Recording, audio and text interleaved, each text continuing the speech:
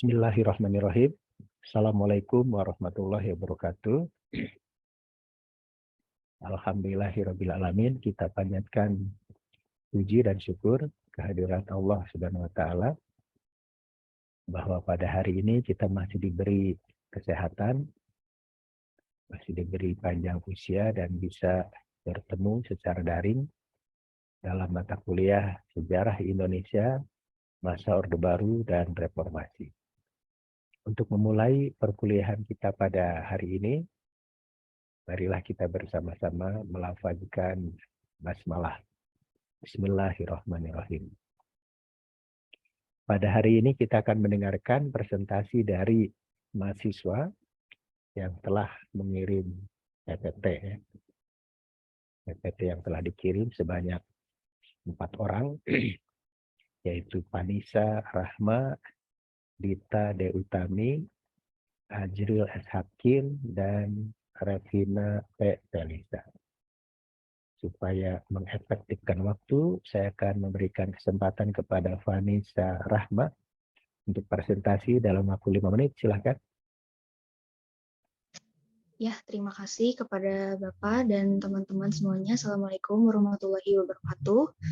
Di sini saya, Vanisa Rahma Wijayanti, akan mempresentasikan mengenai bagaimana upaya dari B.J. Habibie melalui Kabinet Reformasi Pembangunan. Upaya B.J. Habibie dalam mengatasi ketidakstabilan pemerintahan Indonesia 1998 sampai 1999.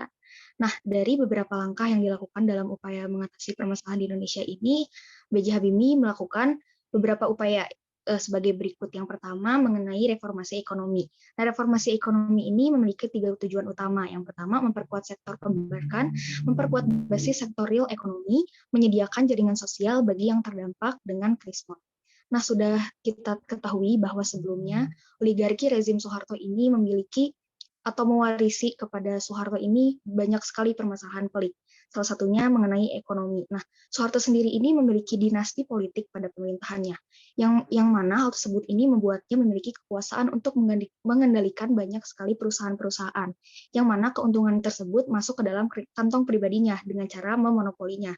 Nah, salah satu sektor yang dimonopoli oleh Soeharto ini adalah distribusi komoditi utama, yaitu berupa minyak, plastik, senjata, dan lain-lain. Dan maka dari hal tersebut, B.J. Habibie melalui masa kepemimpinannya mengeluarkan peraturan Undang-Undang Nomor 5 Tahun 1999 mengenai larangan praktek monopoli dan usaha tidak sehat.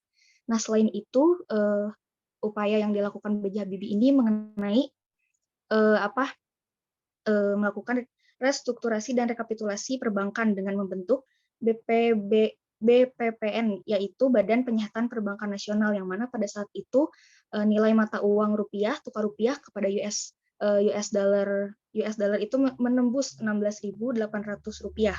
Dengan begitu, dengan melakukan berbagai upaya tersebut, B.J. Habibie membuat rupiah ini semakin menguat sebanyak 34,1% secara berangsur dan sempat menyentuh level terkuatnya, yaitu sebanyak 6.550 US dollar.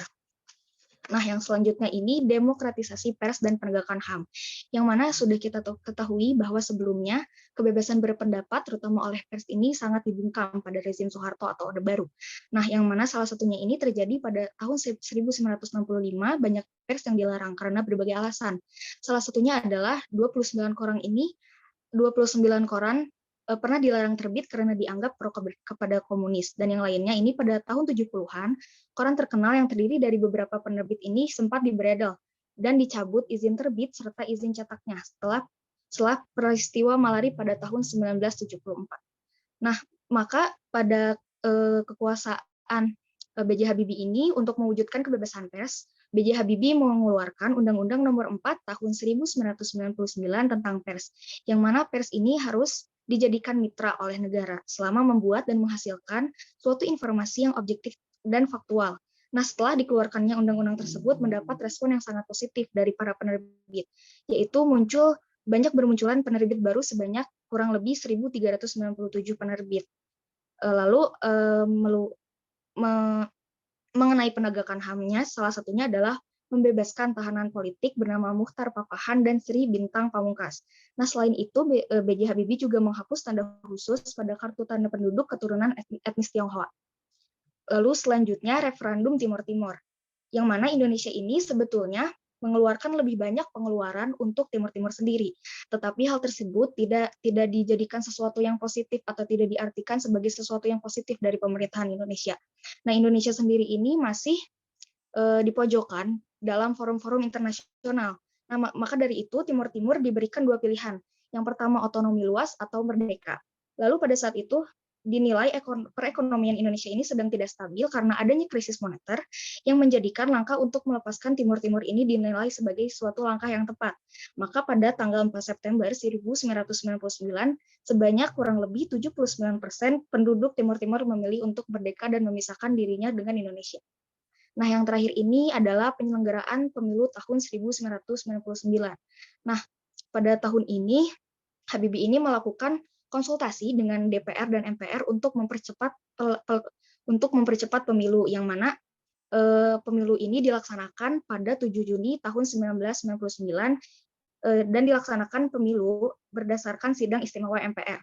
Nah, berdasarkan pada Undang-Undang Nomor 2 Tahun 1999 ini, banyak bermunculan partai baru, yang mana partainya ini merupakan respon yang positif dari adanya undang-undang yang baru dibuat ini, yang mana yang mengikuti pemilu ini sebanyak 48 parpol. Dan sebelumnya permasalahan pada Orde Baru ini dalam undang-undang ada yang mengatur dan membatasi bahwa jumlah parpol yang harus mengikuti pemilu itu hanya sebatas 3 parpol saja.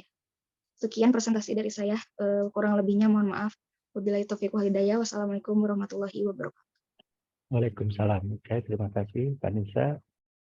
Presenter berikutnya Dita De Utami. Apakah sudah bergabung? Belum ya. Oke, dilewat. Selanjutnya silakan Ajril S. Hakim, 5 menit juga waktu presentasinya.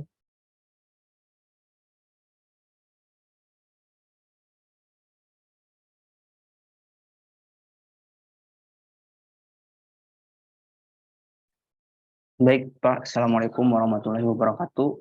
Yang mana pada kesempatan kali ini saya akan membagikan atau mempresentasikan berkaitan dengan peranan pers dan dampaknya pada masa reformasi di tahun 1998 sampai dengan 1999.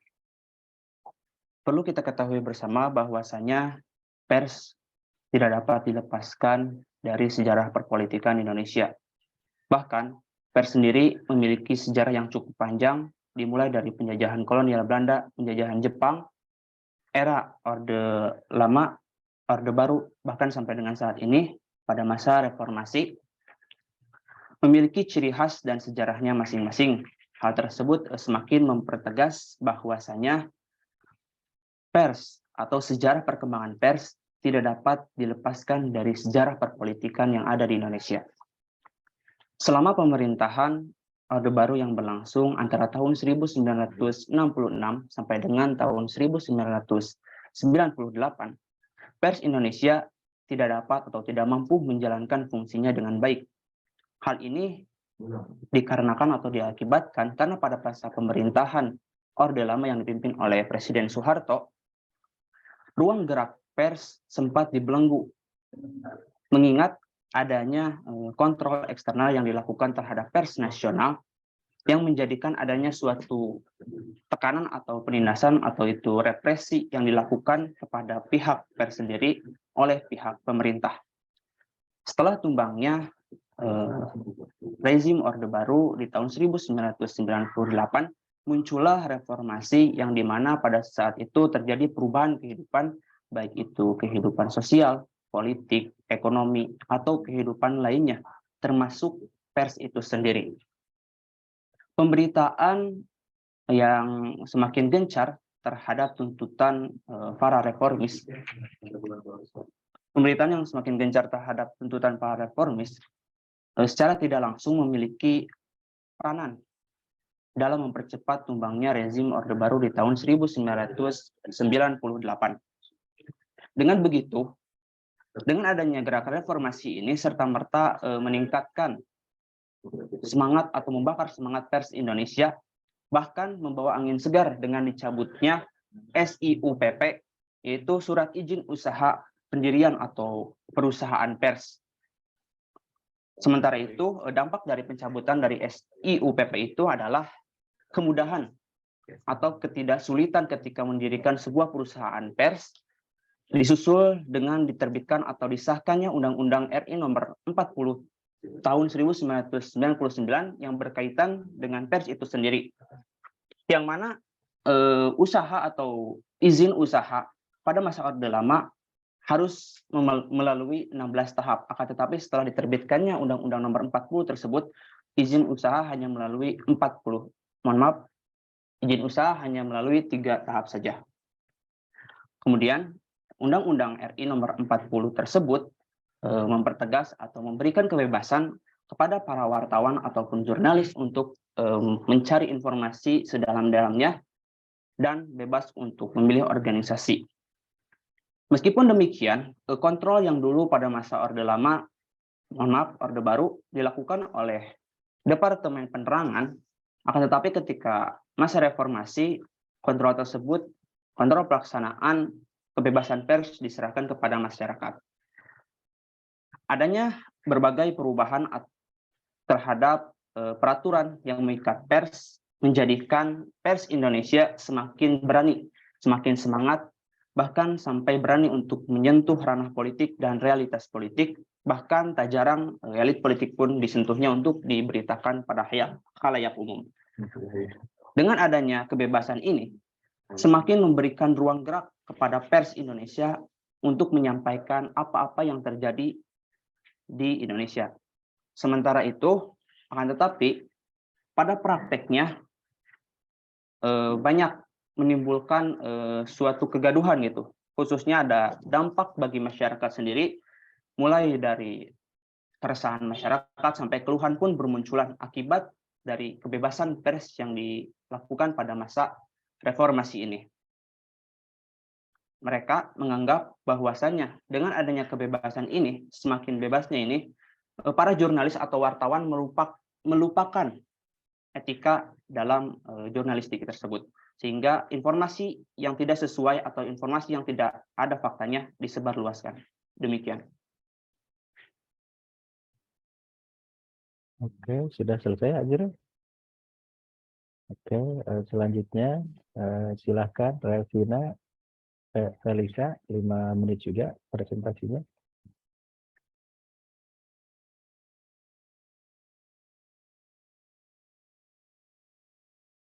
Baik, Assalamualaikum warahmatullahi wabarakatuh. Saya Revina Putri Felisa dengan NIM 2006787. Di sini saya akan menjelaskan mengenai keluarnya Timur Timur dari Indonesia pada tahun 1999.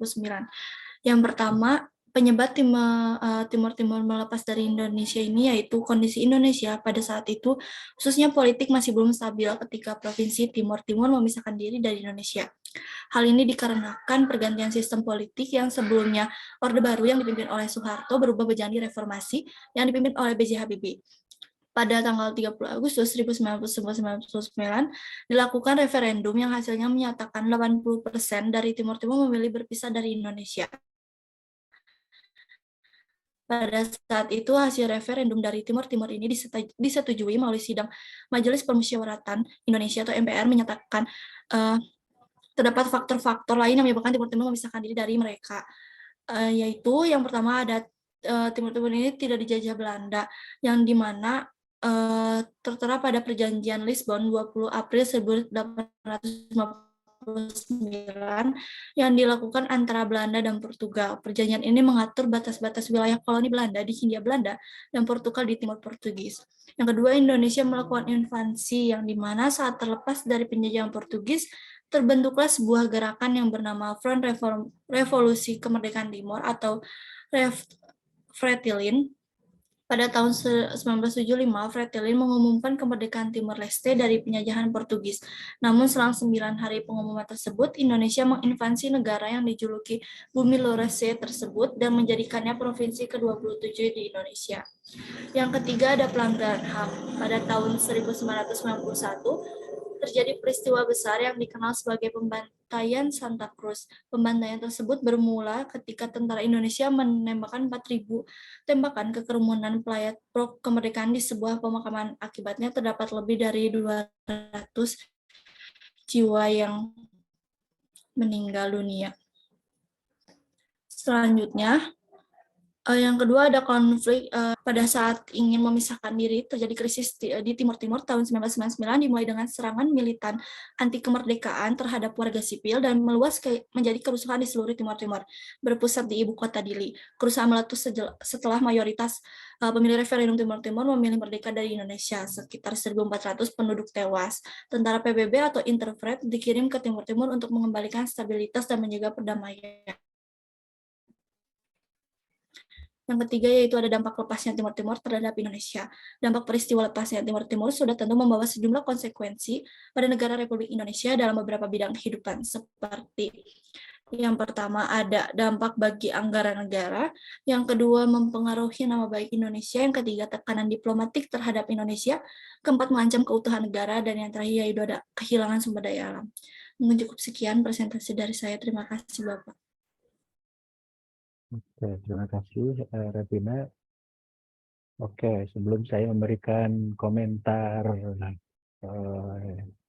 secara umum, silahkan mahasiswa lain juga memberikan komentar singkat ditujukan kepada salah seorang yang presentasi pada hari ini ya. Jadi kalau Anda ngasih komentar singkat kepada Dita Dewi Utami, Anda dianggap tidak hadir ya, karena Ditanya tidak presentasi masalahnya ya. Jadi akan kelihatan apakah Anda mengikuti kuliah pada hari ini atau tidak ya, dilihat dari komentar-komentar singkat Anda. Oke, komentar saya tidak bosan-bosan, saya menyampaikan komentar yang sama karena mahasiswanya pada bolot semua ya, pada budak semua dan tidak memperhatikan komentar, saran, kritik saya pada perkuliahan-perkuliahan sebelumnya. Jadi secara umum, Anda masih belum menguasai materi, judul, tema yang Anda pilih sendiri sebenarnya. Jadi masih wawasan sejarahnya seperti anak SMA. Anak SMA lebih canggih sekarang ya, karena sumber-sumbernya lebih banyak ya. Anda hanya deskriptif, kurang analisis sebab akibat, tidak memberikan sesuatu yang baru ya. Jadi menurut saya ini karena mungkin Anda tidak banyak membaca ya. Pembacanya masih kurang, terutama sumber-sumber standar yang menjadi topik Anda ya. Oke, saya kasih komentar satu persatu ya. Pertama, saya mulai ke Vanisa Rahma dulu ya.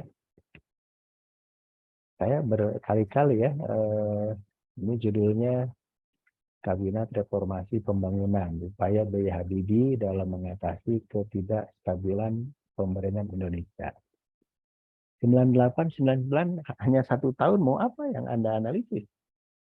Untuk melihat bahwa Habibie mampu mengatasi kestabilan. 1 tahun tidak akan kelihatan. Jadi saya berkali-kali kepada mahasiswa yang ngambil periodenya hanya 1 tahun, 2 tahun, dia bilang terlalu singkat, Anda nggak bisa menganalisis peristiwa ini secara mendalam. Kecuali saya bilang, kalau Anda seperti Prof. Sartono Kartodirjo, ketika membahas pemberontakan petani Banten, walaupun 1 tahun, tapi analisisnya mendalam, latar belakang sebelumnya itu dianalisis. Ya.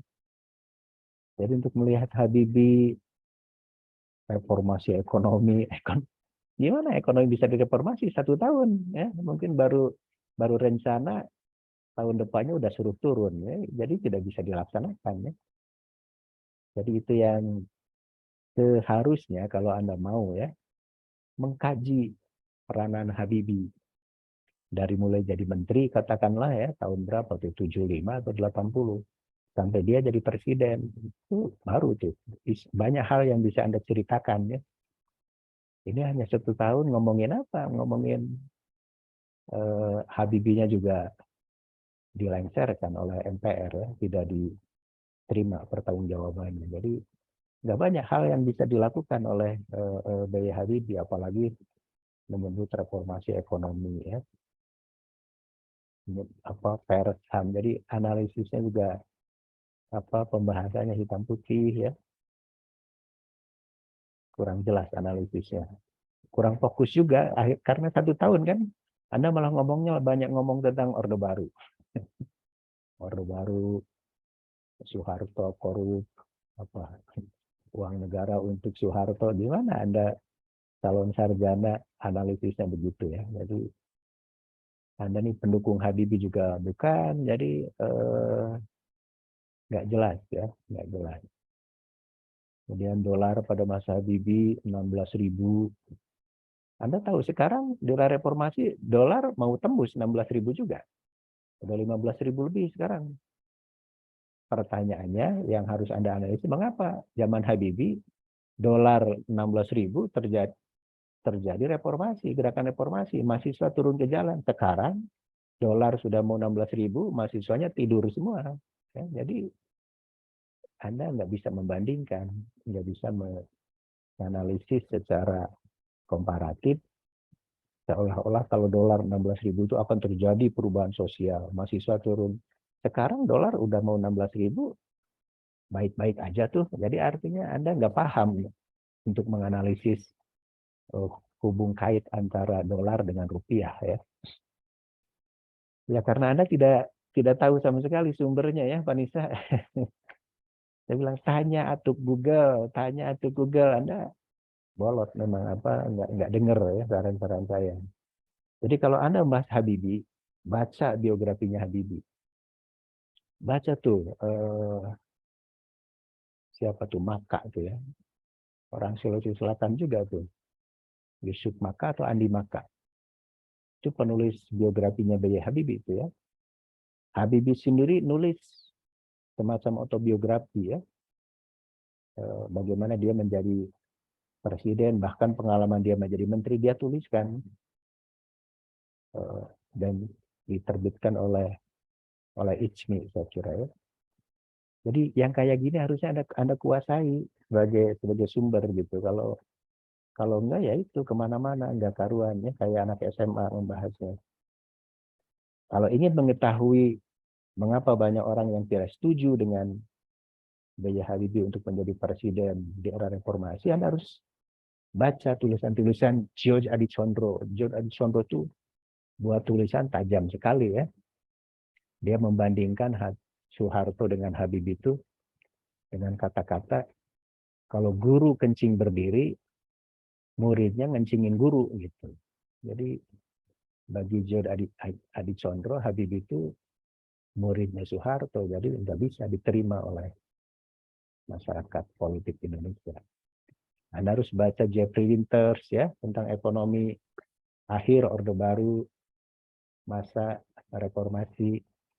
Dicatat ya Pak Nisa ya, nama-nama orang tuh, nama-nama pengarang buku sumber tuh. Jadi kemudian searching di Google.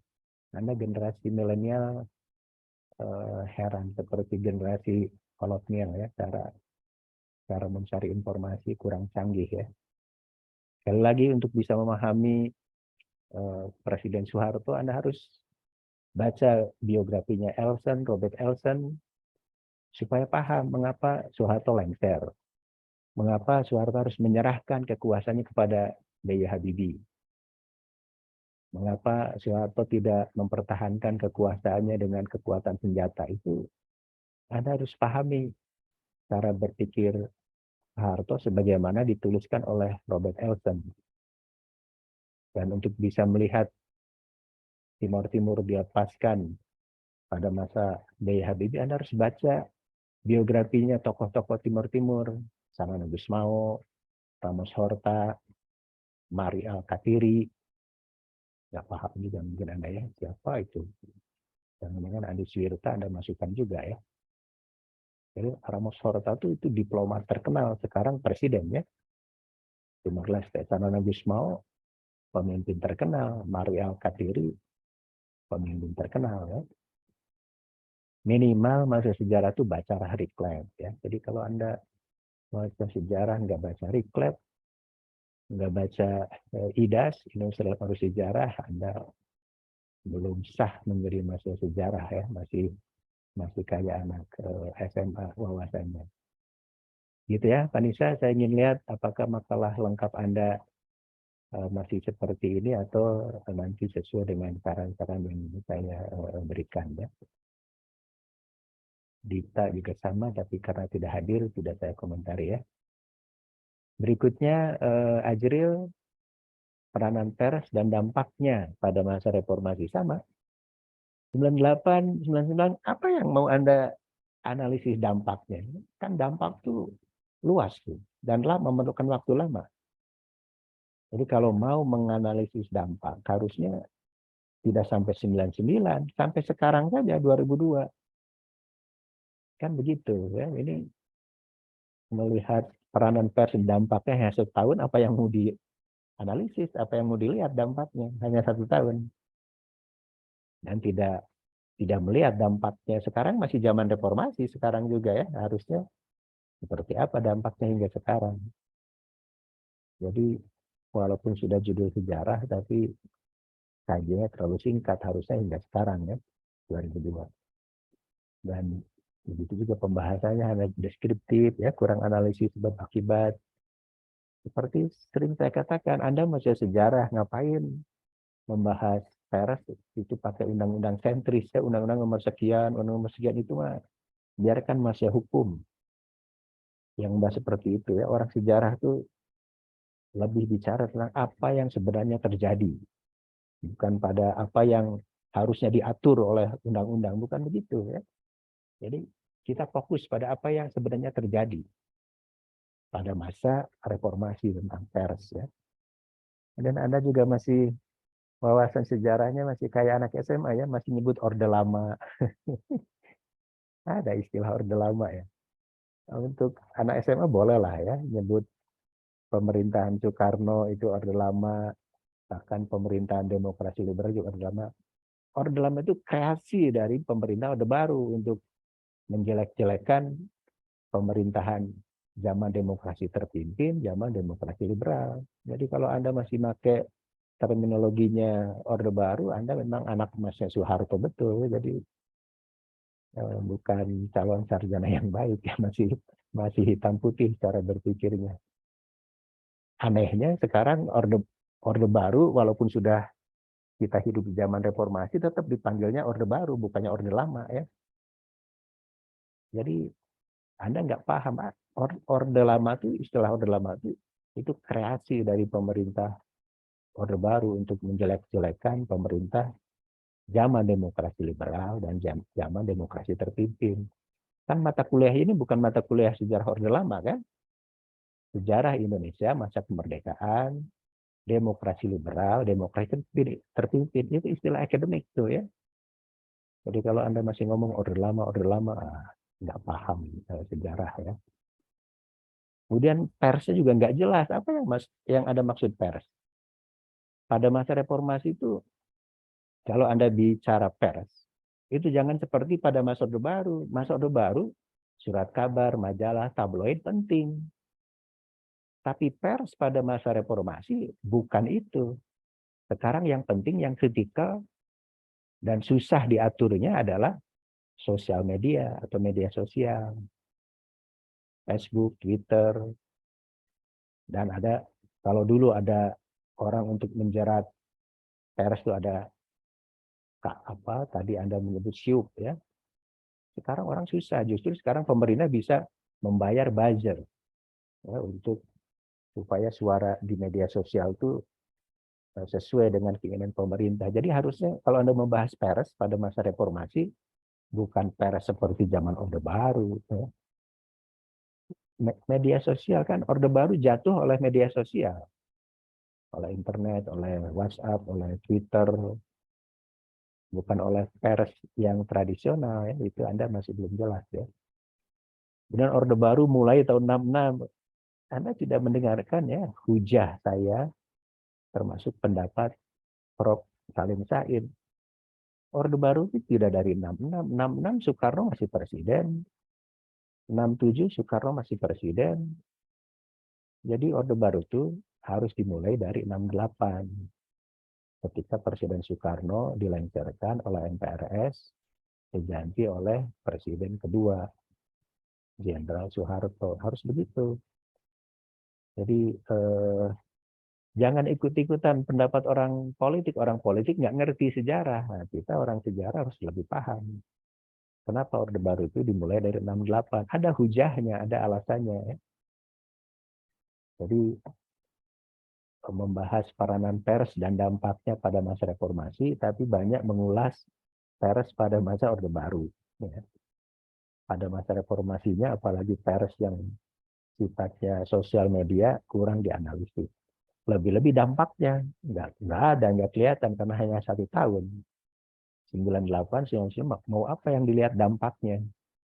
Harusnya Anda sampai sekarang. Dan harus ada pembanding. Apakah katakanlah ya kebebasan pers pada masa reformasi itu betulkah lebih baik daripada pada masa Orde Baru misalnya? Nah itu analisisnya harus komparatif, harus perbandingan. Katakanlah dulu pers pada masa Orde Baru tidak bisa semena-mena mengkritik pemerintah. Akan segera diberedel, ditangkap. Pertanyaannya sekarang apakah di reformasi masih ada kebebasan mengkritik pemerintah? Buktinya mengkritik Jokowi ditangkap juga. Dihukum juga. Jokowi undercover, buku Jokowi undercover ditangkap juga, dihukum juga tuh penulisnya. Jadi itu namanya membandingkan yang bagus. Jadi sehingga Anda bisa ngambil kesimpulan ternyata kebebasan pers pada masa reformasi pun nggak beda-beda amat dengan pada masa Orde Baru. Itu setelah Anda membuat satu perbandingan. Kalau tidak ya itu tadi hitam putih tadi ya. Orde Baru otoriter, Orde Baru korup. Kalau sekarang demokratis, sekarang tidak korup. Zaman Orde Baru korupsinya mungkin hanya elit-elit tertentu, sekarang korupsinya dari pusat sampai daerah ya. Jadi itu pentingnya menganalisis secara akademik tuh ya, jangan hitam putih ya. Orde Baru melanggar HAM. Memang sekarang udah banyak pelanggaran HAM itu orang Papua protes tuh karena merasa terus diperlakukan tidak manusiawi oleh pemerintah reformasi sekarang ya. Jadi mesti ada pembanding supaya dan analisisnya harus akademik saja. Jangan hitam putih gitu ya, jangan membuat pengadilan sejarah. Sumbernya sudah ada 5 ya, walaupun belum sumber standar ditambah. Kalau Anda bahas tentang sejarah pers Orde Baru yang konvensional tuh, yang surat kabar, majalah, tabloid, harus baca nih David Techhill ini ya. Ini disertasi nih David Techhill ini ya. Baca juga buku saya, bukan artikel saya ya. Anda hanya mengutip artikel saya. Itu hanya mingguan, harusnya buku saya, bukan artikel. Anda harus gunakan bukunya Abdurrahman Suryo Miharjo untuk bisa memahami pers pada masa Orde Baru juga ya. Harus membaca juga pandangan tokoh-tokoh pers seperti Yakob Utama. Yakob Utama tokoh pers Kompas ya. Jadi Kompas itu bisa besar pada masa Orde Baru, tetap eksis sampai sekarang, termasuk punya TV apa, Anda harus membaca biografinya Yakob Utama atau pikiran-pikiran Yakob Utama. Atau kalau pikiran rakyat di Bandung, baca pikiran-pikirannya Atang Ruswita. Biografinya Atang Ruswita. Harus begitu ya. Jadi sumber itu begitu banyak kalau Anda mau bertanya kepada Google sebenarnya. Jadi tidak mesti saya beritahu sebenarnya, tapi karena Anda nggak paham, sehingga itu asal comot sumber, sehingga analisisnya kemana-mana nggak karuan ya. Karena ini masa reformasi, Anda harus baca pikiran-pikiran B.J. Habibie, biografi B.J. Habibie ya, yang tadi ada Makmur Makkah. Habibie sendiri menulis buku pengalaman dia dari menjadi menteri sampai menjadi presiden di era reformasi. Dan ya saya katakan tadi, ya pers pada masa reformasi itu beda. Anda harus cari buku, artikel tentang perkembangan media sosial atau sosial media pada masa reformasi. Ya. Bagaimana itu Twitter, Facebook, IG, apa IG itu Instagram ya, itu digunakan oleh banyak kalangan untuk kepentingan-kepentingan mereka. Untuk kampanye, untuk menyebar isu, untuk mengalihkan isu dan sebagainya, itu harus Anda analisis, harus Anda kaji ya, perkembangan atau sejarah perkembangan media sosial media pada masa reformasi. Begitu ya, Azril, coba analisisnya lebih supaya memberikan perspektif yang baru ya.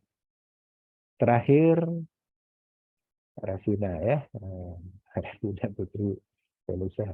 Kalau tadi lumayan 1 tahun, nah ini maka mau tidak hanya 1 tahun juga kurang mungkin ini ya. Jadi gimana Anda bisa analisis keluarnya Timur Timur hanya pada tahun 99? Timur Timur itu merdeka tidak tahun 99, dia merdeka pada tahun 2001. Jadi perlu proses dari 99 tidak langsung lepas ya. Dia baru merdeka berapa tuh 2 tahun ya setelah itu. Jadi mestinya kalau Anda mau supaya bisa memahami gejolak di Timur Timur, mengapa orang Timur Timur setelah diberi referendum ingin merdeka, ya Anda harus pahami sejarah Timur Timur ketika berintegrasi dengan Indonesia. Artinya dari tahun 75 sampai dia merdeka 2001, harus begitu. Ini keluarnya Timur Timur 79. Naon cari tanah pokoknya mah keluar ya. Jadi akhirnya nggak banyak hal yang bisa diceritakan ya karena judulnya hanya begitu ya. Jadi harusnya dari mulai berintegrasi sampai 2001. Kemudian analisisnya kembali lagi jangan hitam putih ya. Indonesia melakukan invasi, Indonesia melanggar HAM, nah, itu mah Anda jadi apa ya, anggota partai politik pretelin kayaknya ya. Jadi calon sarjana, mahasiswa sejarah, dosen sejarah, analisis itu harus akademik ya. Analisis sebab akibat lebih penting daripada menilai Sanana Gusmao pengkhianat, Wiranto pahlawan, atau sebaliknya Prabowo pengkhianat, Ramos Horta pahlawan. Ngapain analisa-analisa hitam putih seperti itu, nggak ada gunanya ya. Hidup ini bukan hitam putih, banyak warna ya.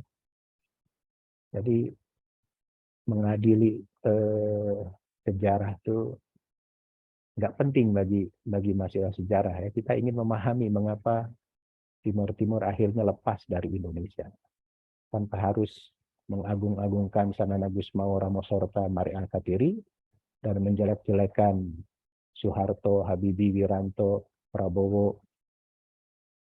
Anda cucunya Mari Alkatiri juga bukan, aloknya Sanana Gusmao juga bukan, ngapain ya? Nyalain pemerintah Orde Baru. Ya, jadi penjelasannya hanya deskriptif, hitam putih, dengan menyebut kata invasi, pelanggaran HAM. Anda nggak memahami kekuatan politik di Timur Timur ya. Seolah-olah di Timur Timur itu hanya pretelin saja yang ingin merdeka. Pemerintah Indonesia punya hujah, punya alasan mengapa dia harus membantu saudaranya di Timur Timur. Karena ada partai politik di Timur Timur yang ingin berintegrasi dengan Indonesia. Dan ketika berkonflik dengan pretelin, partai politik ini, APODETI, UDT, kalah. Wajar dia minta bantuan kepada saudaranya di Timur Barat. Termasuk pada pemerintah Indonesia. Jadi harus begitu. Memahaminya jangan pretelin, merdeka, Indonesia penjajah. Melakukan invasi, melanggar HAM dalam peristiwa Santa Cruz. Aduh, ini mah anak SMA lebih pintar daripada Anda kalau analisisnya seperti itu.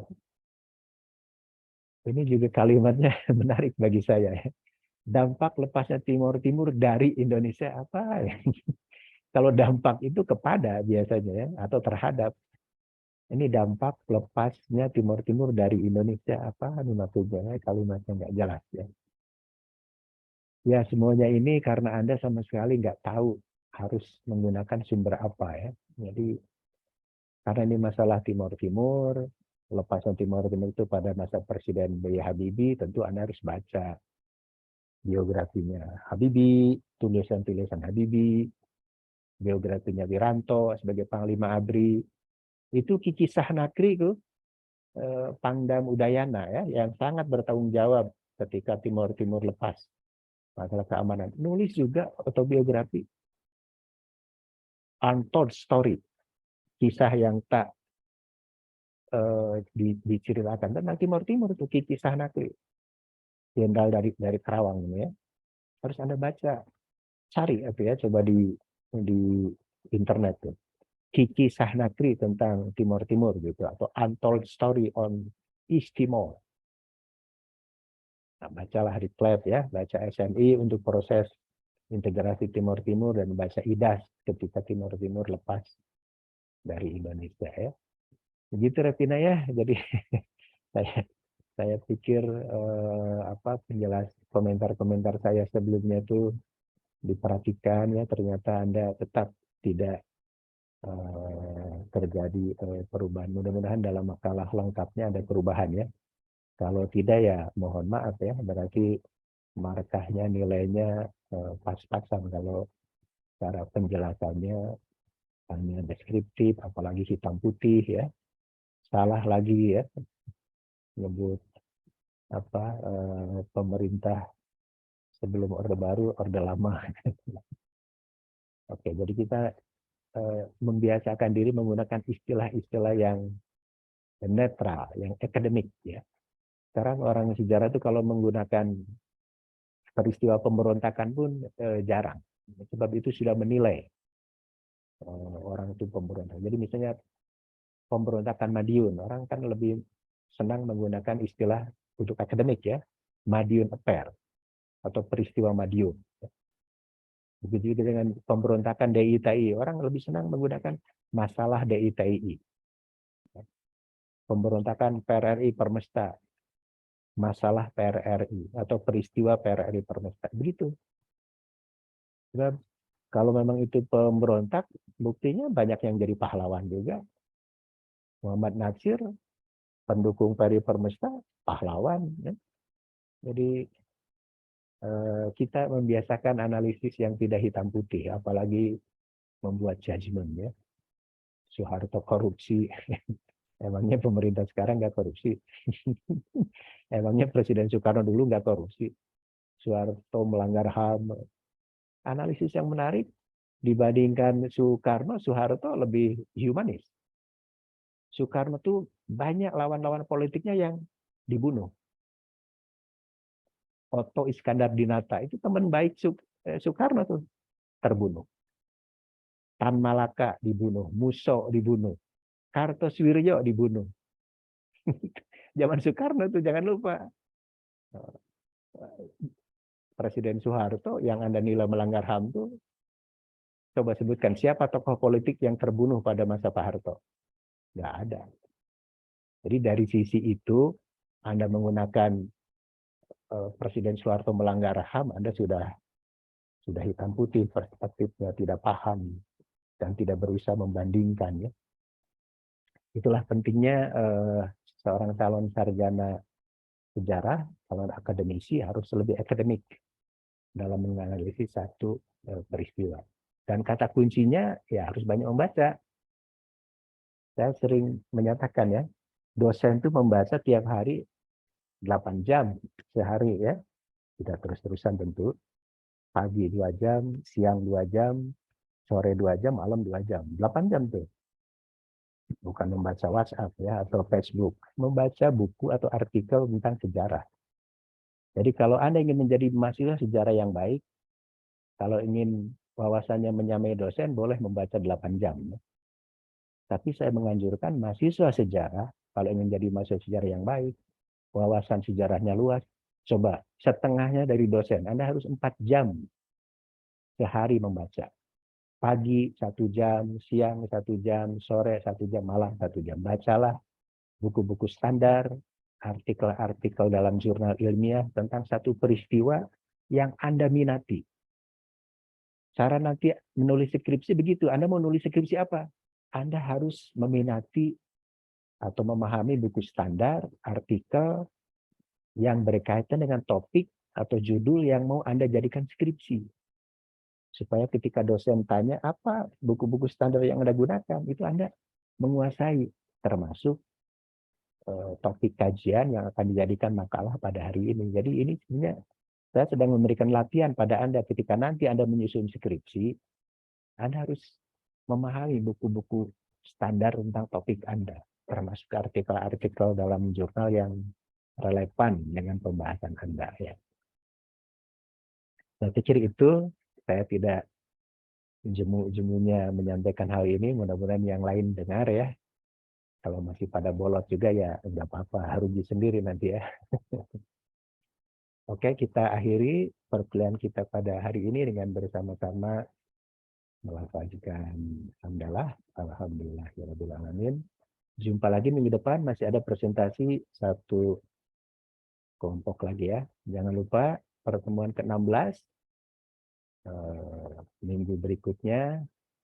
Semua makalah lengkap harus dikumpulkan dan dikirimkan melalui email ya, yang sudah saya share tata cara pembuatan makalahnya dalam WhatsApp group.